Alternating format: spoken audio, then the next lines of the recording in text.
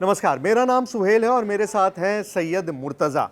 देखिए, ईरान और इजराइल के युद्ध को रुके हुए अभी 1 महीना भी नहीं बीता है। जी हाँ, 30 दिन भी नहीं हुए पूरे, लेकिन लड़ाई का खतरा फिर से मंडराने लगा है। दोनों तरफ से इस तरह के बयान और इस तरह की तैयारियों की तस्वीरें सामने आई हैं, जिससे ये पता लग रहा है कि ईरान अपनी तैयारी में लगा हुआ है, इजराइल अपनी तैयारी में लगा हुआ है और जो जंग हुई थी उससे भी बड़ी जंग की तैयारी पूरी हो चुकी है। किसी भी दिन ईरान और इजराइल में दोबारा टकराव शुरू हो सकता है और अब की बार ये लड़ाई इतनी बड़ी होगी कि इसको संभालना ना अमेरिका के बस में होगा और ना ही किसी और ताकत के बस में।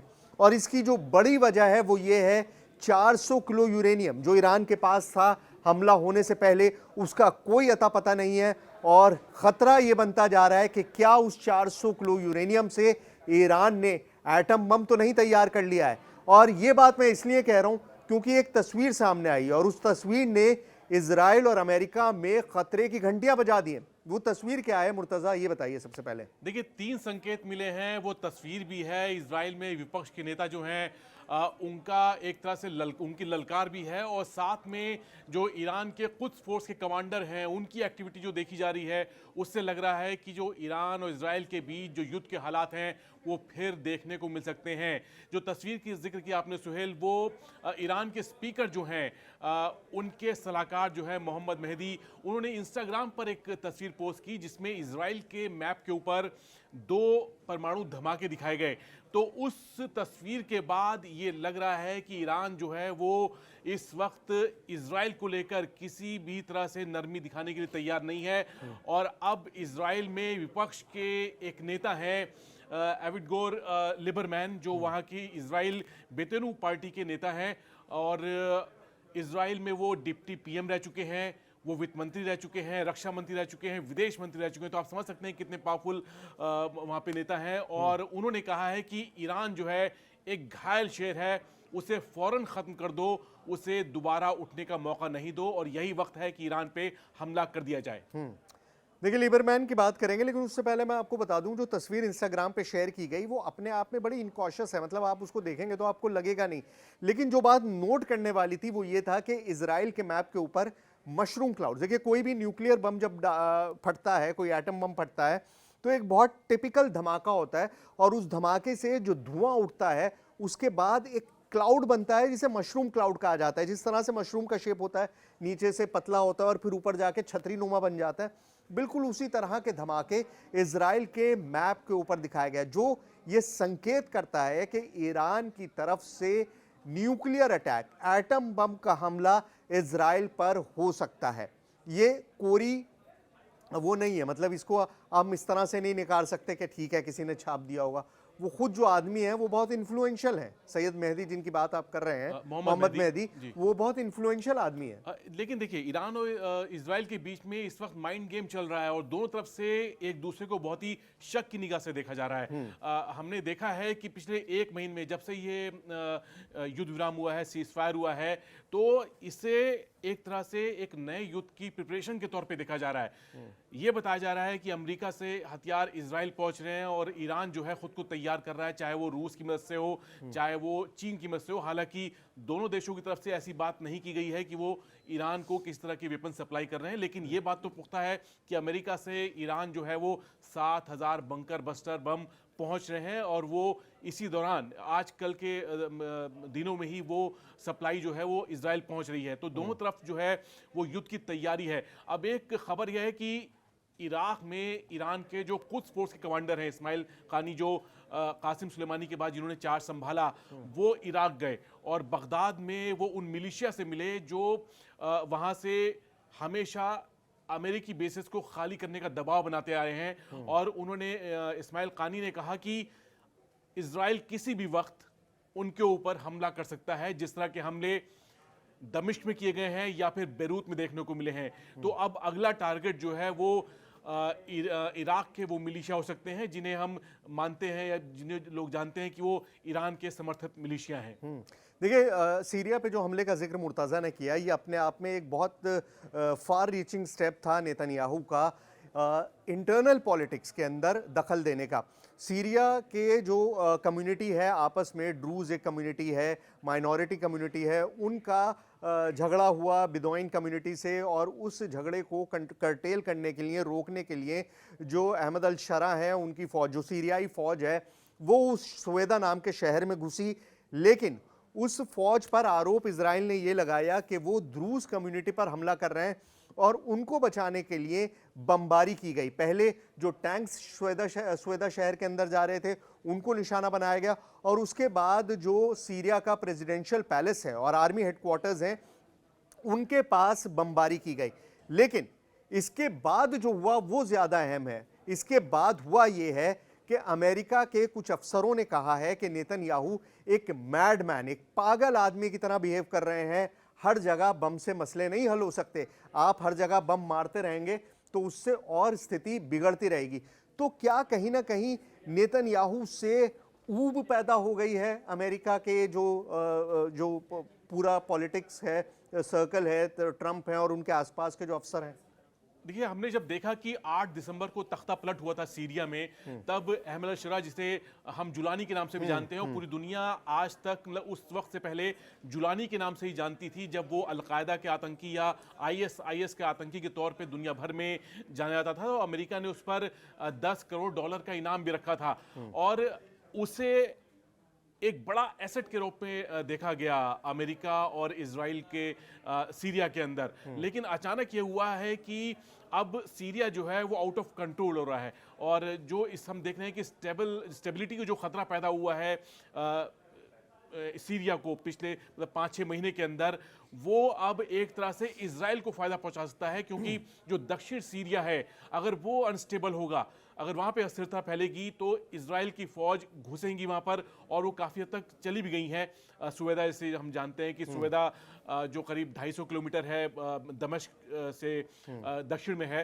तो वहां पे अगर इजराइल की फौज रहेंगी तो एक बफर जोन बना रहेगा, और वो इलाका जो है वो इजराइल के कंट्रोल में रहेगा। और ये कहा जाता है कि ग्रेटर इजराइल, अगर इजराइल उस तरफ बढ़ता है, जो ग्रेटर इजराइल का उसका ख्वाब है, जहाँ के वहाँ के नेता बताते हैं कि हमें ग्रेटर इजराइल चाहिए, तो ये जो सुवेदा जो है इसमें बहुत बड़ी भूमिका निभाएगी, जो मौजूदा संकट चल रहा है वहाँ पर इस वक्त दक्षिण सीरिया के अंदर।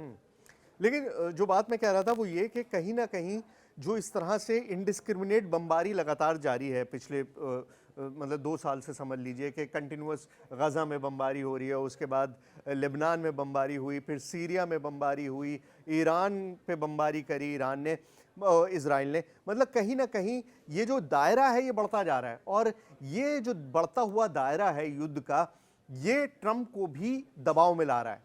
ट्रंप के साथ ये साथ में जॉर्डन को भी और इजिप्ट को भी बहुत ज़्यादा दबाव मिला रहा है, क्योंकि गाज़ा से जो तस्वीरें आ रही हैं वहाँ पर हज़ारों लाखों लोग जो हैं वो भूख का सामना कर रहे हैं, और जिन जगह सामान मदद बांटी जा रही है वहाँ पर काफ़ी हिंसा हुई है, गोलीबारी हुई है, बम फटे हैं, उसमें लोगों की मौत हुई है।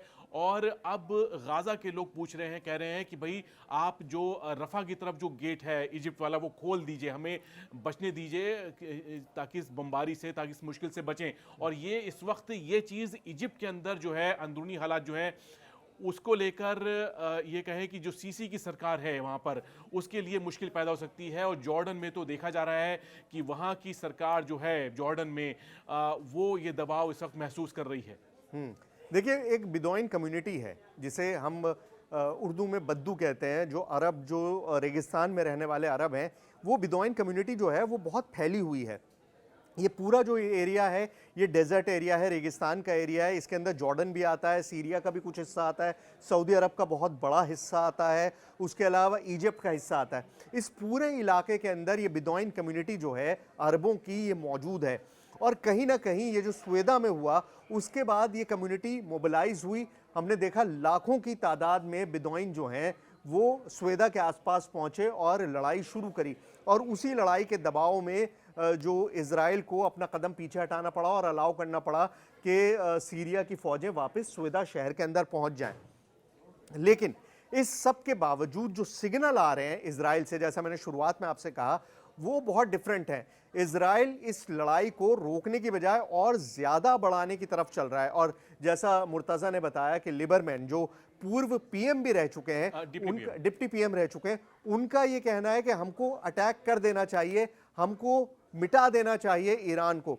और इसकी सबसे बड़ी वजह यह है कि ईरान का जो मिसाइल आर्सेनल है वो अभी तक कायम है और उसी का खतरा है। हाँ, और उन्होंने बार बार बोला है कि वहां पर जो इजराइल की जो मिसाइल ईरान की जो मिसाइल हैं वो ईरान के लिए इजराइल के लिए बहुत बड़ा खतरा है। और उन्होंने एक मिसाल दी, उन्होंने कहा कि अभी 26 मिसाइल जो हैं वो हिट की हैं इजराइल के शहरों पर। हालांकि दावा किया जा रहा है वो 50 से 60 मिसाइल हैं। उन्होंने जिक्र किया है 26 मिसाइल का, और साथ में कहा है कि अगर 26 मिसाइल से इतनी ज़्यादा बर्बादी हुई है तो अगर 260 मिसाइल अगर हिट करेंगे इजराइल को तो कितना बड़ा नुकसान होगा। तो एक तरह से वो नेतन्याहू पे दबाव बना रहे हैं। नेतन्याहू पे इस वक्त जो है कई तरह से दबाव है। उनके सामने गजा का फ्रंट है, यमन का फ्रंट है, यमन पे हमले कर रहे हैं वो, लेबनान है, सीरिया है, और अब जो है वहाँ के जो अंदरूनी जो वहाँ की पॉलिटिक्स है, डोमेस्टिक पॉलिटिक्स है, उसमें विरोध ये हो रहा है कि आप भाई जो बंधक हैं 23, क्या आप उनको भूल गए? उनको आज़ाद कैसे कराएंगे? और जब तक वो रहेंगे तब तक ये युद्ध चलता रहेगा। और नेतन्याहू के सामने ये है कि वो इस दबाव से कैसे पार पाए। तो कहा जा रहा है कि उन्होंने एक तरह से सीरिया का फ्रंट खोल दिया ताकि वो एक नए युद्ध में शामिल हों और उनसे सवाल जवाब ना हो। अब ये कहा जा रहा है कि आप ईरान से सामना कीजिए, क्योंकि ईरान जो है वो फिर से ताकतवर हो रहा है, फिर से वो हथियार जुटा रहा है। और अब ये भी खबर है कि ईरान ने कह दिया है कि वो अपना जो उसने एयर डिफेंस जो है वो उसने वापस उसी पोजीशंस में ले आया है जैसे युद्ध से पहले था। हालांकि ईरान का एयर डिफेंस जो है वो नाकाम साबित हुआ शुरुआत में और इस युद्ध में, तो वो इतनी बड़ी चीज़ नहीं है, क्योंकि इजराइल और अमेरिका ने दिखाया है कि वो पूरी तरह एयर सुप्रीमेसी कायम की थी उन्होंने इस युद्ध के अंदर। लेकिन एयर सुप्रीमेसी को काटने के लिए ही कोशिश ईरान की लगातार जारी है। देखिए, इस लड़ाई के बाद जैसे ही युद्ध विराम हुआ ईरान और इजराइल के बीच, ईरान ने कोशिश शुरू करी अपने एयर डिफेंस को वापस कायम करने की और दूसरा एक अग्रेसिव एयर सिस्टम अपनाने की, और उसके लिए उन्होंने चीन से मदद मांगी है। चीन के जो फाइटर एयरक्राफ्ट्स हैं उनको हासिल करने की कोशिश लगातार जारी है। इनफैक्ट विजिट भी चाइना की थी ईरान के फॉरेन मिनिस्टर ने। दोनों देशों के जो सेना के अधिकारी हैं वो एक दूसरे से मिलते रहे हैं, और बीजिंग हो चाहे तेहरान हो आना लगा रहता है। लेकिन जो J-10 की बात की जा रही है कि J-10 जहाज जो है वो ईरान को मिल जाएगा, ये अभी डील हो सकती है, लेकिन ये जहाज फौरन ईरान पहुंच जाए ऐसा मुमकिन नहीं है। क्योंकि ये कोई ऐसा नहीं है कि आप बम सप्लाई कर दें, एक शिपमेंट कर दें। एक जहाज को आना और उसका एयरफोर्स में शामिल होना, उसको उड़ाना सीखना, इसमें बहुत वक्त लगता है। हमने देखा है कि यूक्रेन में F-16 लाने की लंबे वक्त से बात चली थी, 2003 से बात चल रही थी, लेकिन वो आए कब? वो 2004 के अंत तक आए। मतलब कि उनको करीब करीब 1 से 1.5 साल लग गया आने में। और इसकी वजह ये थी कि यूक्रेन के पायलट जो थे वो नेटो देशों में ट्रेनिंग ले रहे थे। तो एक बड़ा लर्निंग कर्व होता है। ऐसा नहीं है कि आज आपने सोचा कि मैं ये जहाज हासिल कर लूं और डील साइन हो गई और अगले दिन से आपके पास वो जहाज आ जाएंगे। फाइटर एयरक्राफ्ट्स के मामले में ऐसा कतई भी नहीं होता, क्योंकि आपको उसको सीखना पड़ता है। उसका एक पूरा बैक एंड चैनल होता है, उसके बाद ही आप इस लायक बनते हैं कि उसे ऑपरेट कर सकें। एक फ्लीट को ऑपरेट करना, फाइटर एयरक्राफ्ट फ्लीट को ऑपरेट करना एक पूरा सिस्टम है जिसमें सालों का वक्त लगता है। तो ये तो हम कह सकते हैं कि वो डिसाइसिव एज तो अभी ईरान के पास नहीं आएगी। इजराइल ईरान के इस आसमान में जब चाहे घुस सकता है और जब चाहे हमला कर सकता है। लेकिन आपने यूक्रेन का जिक्र किया और उसके अंदर से एक इंपॉर्टेंट चीज जो निकल कर आ रही है वो ये है कि यूक्रेन में जिस तरह का इस्तेमाल यूक्रेन जंग में शाहिद ड्रोन का हुआ है, ईरान निर्मित शाहिद ड्रोन का रूस ने जिस तरह से इस्तेमाल किया है, उसने अमेरिका को चौंका दिया है। और खुद डोनाल्ड ट्रंप का ये कहना है कि हमको भी इस तरह के ड्रोन बना लेने चाहिए जो इतने सस्ते हों और इस तरह से ऑपरेट कर सकते हो। तो एक तरह से दुनिया का जो वॉरफेयर है वो चेंज होता जा रहा है। अब 2 दिन पहले की खबर है कि अमेरिका में एक ड्रोन बनाया गया है जो हूबहू एकदम, हम कहें कि inch by inch, centimetre bye centimetre जो है वो ईरान के शाहिद ड्रोन जैसा है। और ये बात जो ट्रम्प जो हैं उन्होंने करीब 1 महीने पहले की थी कि उनको ऐसा ड्रोन चाहिए, जो उन्होंने शायद ड्रोन का नाम भी लिया था कि ऐसा सस्ता ड्रोन हो और अमेरिका को ऐसे ड्रोन की ज़रूरत है ताकि जो युद्ध जो हो, उनका कहने का मतलब कि सस्ता हो, हम इतना बहुत महंगा युद्ध न लड़ें, हमें महंगे मिसाइल या महंगे ड्रोन की ज़रूरत नहीं है, हमें इस शाहिद जैसे ड्रोन की ज़रूरत है।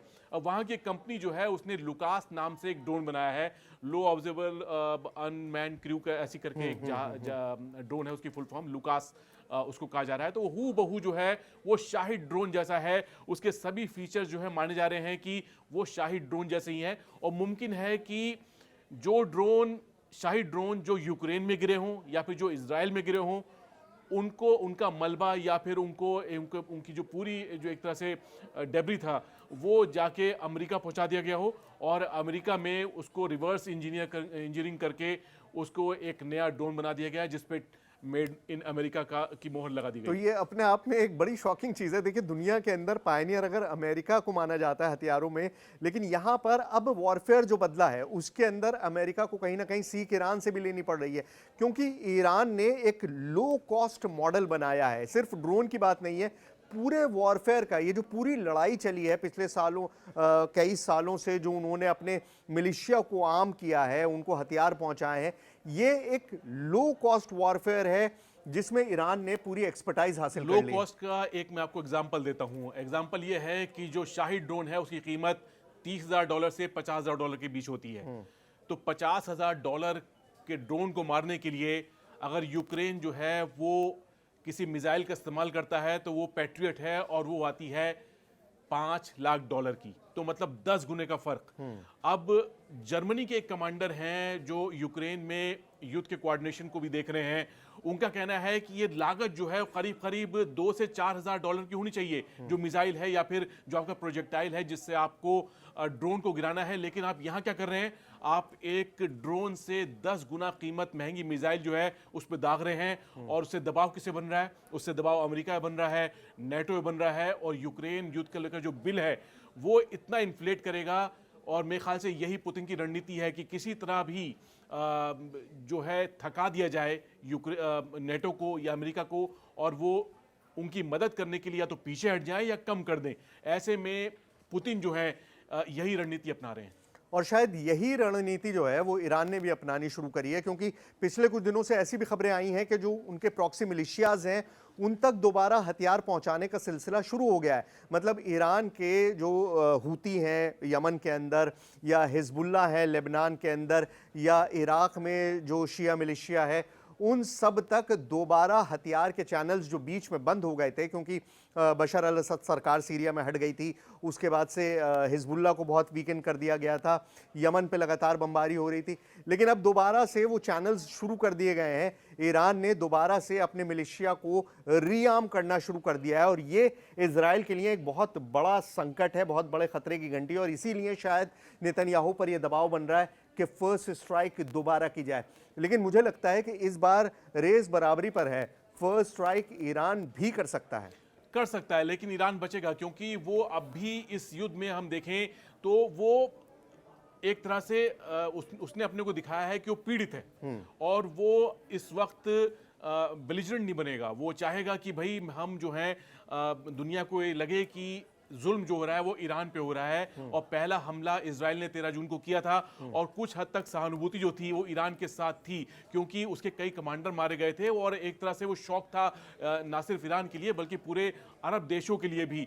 तो ईरान ने वो सहानुभूति बटोरी, और यही वजह था कि पूरा जो अरब वर्ल्ड था वो ईरान के साथ खड़ा हो गया था। देखिए, लड़ाइयाँ सिर्फ मैदान में नहीं जीती जाती, परसेप्शन की भी लड़ाइयाँ होती हैं, और इस परसेप्शन की लड़ाई में ही इजराइल कहीं ना कहीं पिछड़ता जा रहा है।